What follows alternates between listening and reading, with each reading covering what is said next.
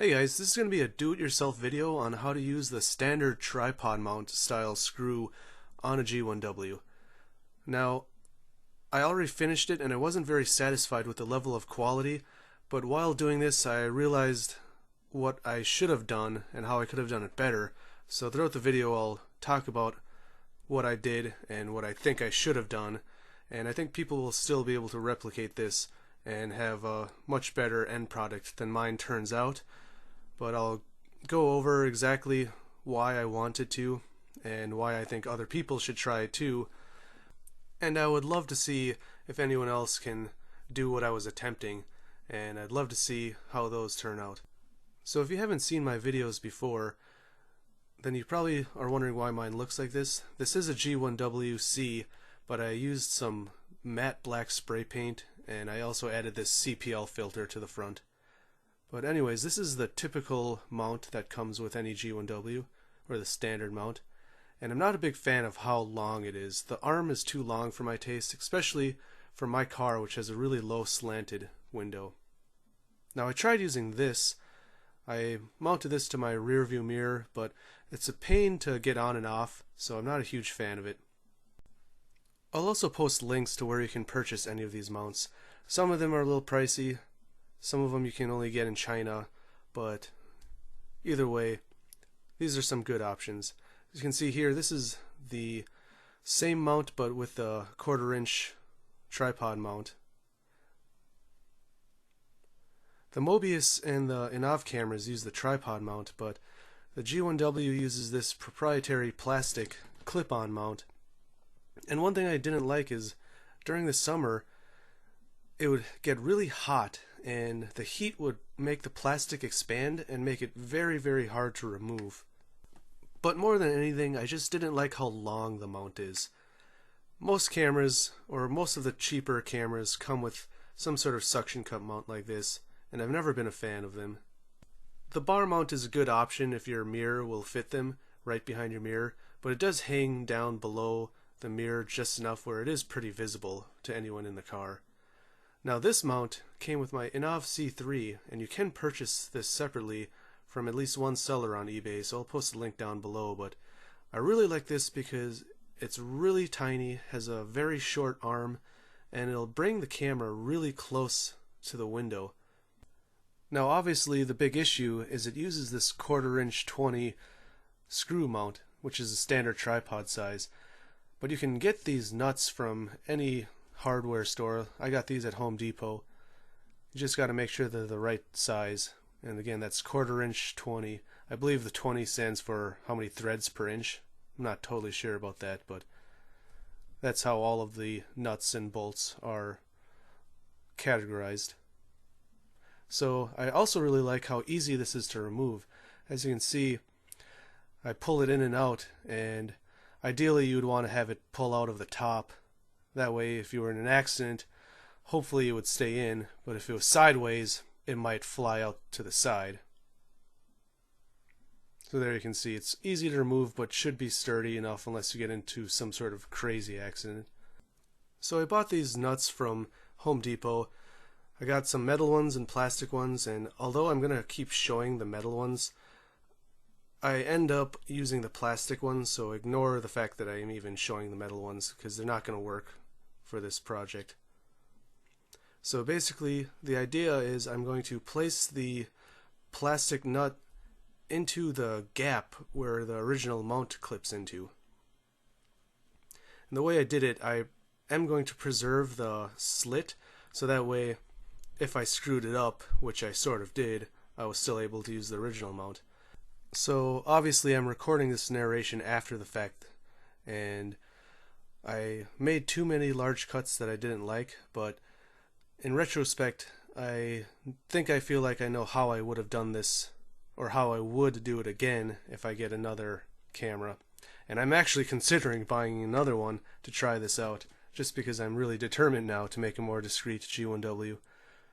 So basically the plastic nut would go into that gap, and then you'd be able to mount this far more discreet mount.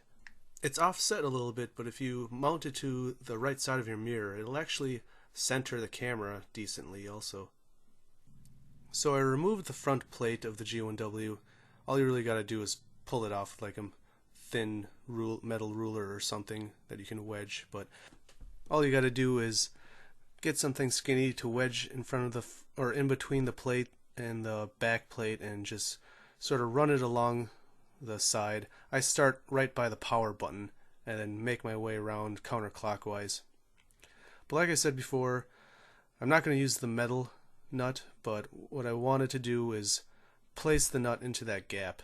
And what I'm going to have to do is cut off part of the top plastic and make enough room for the piece. So here you can see I cut it off with a Dremel. I actually only cut it off at one point and it just sort of flew off. So now you can see there's a big enough gap for the plastic nut to screw or slide right in. So what I realized after the fact is you can see how the corners are making it come too far out.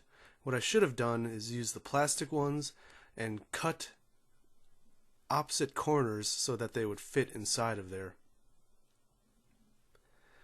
So you can see if you cut just enough of the corner off, it'll slide in there and then you'll be able to fit the front plate back on. But what I ended up doing, not thinking correctly, is I tried to cut a slit for the corners into the body. So here you can see I made a lot of cuts there and it just ended up looking terrible.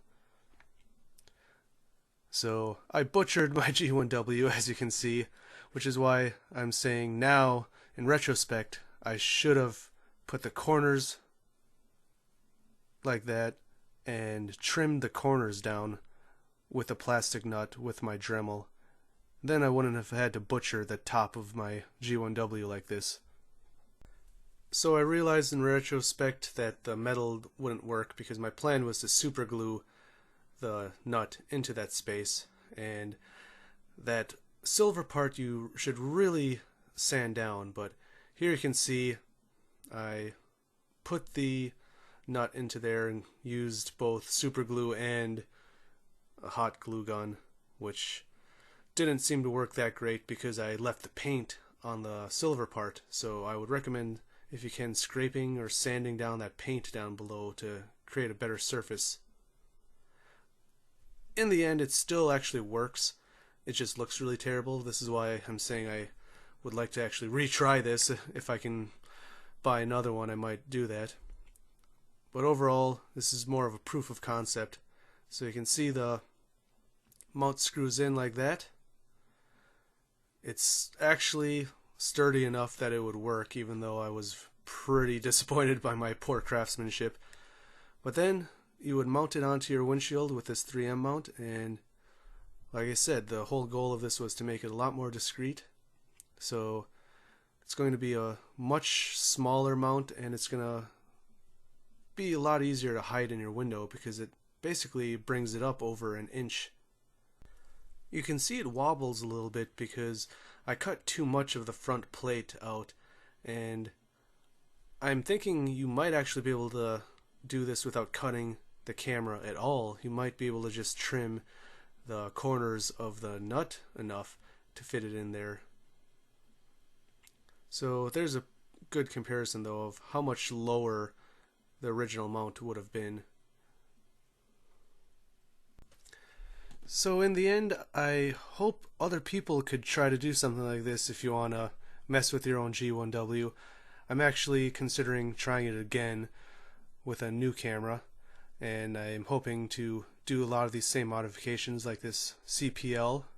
If you haven't seen my other videos, I do have a video on how I added the CPL. I did just use hot glue, so you can see the hot glue is just in there, and it's not that pretty, but it works. And if I get a new camera, I might try to do a better job at making it look more professional. I also have a video on how I spray painted the front all black. There's a new CB version that's an all black front, but the CB still has the white light, which I really don't like because the light is pointless. So if anyone wants to try this, I would love to see any pictures or videos people make if they do try to attempt something like this. I think the 1/4" 20 screw mount is a much better option for this camera.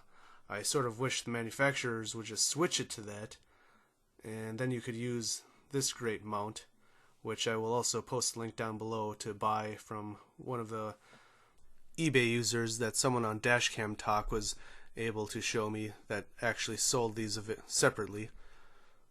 I'll also try to find a link for someone that would sell that mount. So I hope you guys like this video, and I hope someone wants to try this mod out and do a better job than me. And if you do, I'd love to see it. So if you like this video, I would appreciate if you hit like or subscribe, and I'll see you next time. Thanks for watching.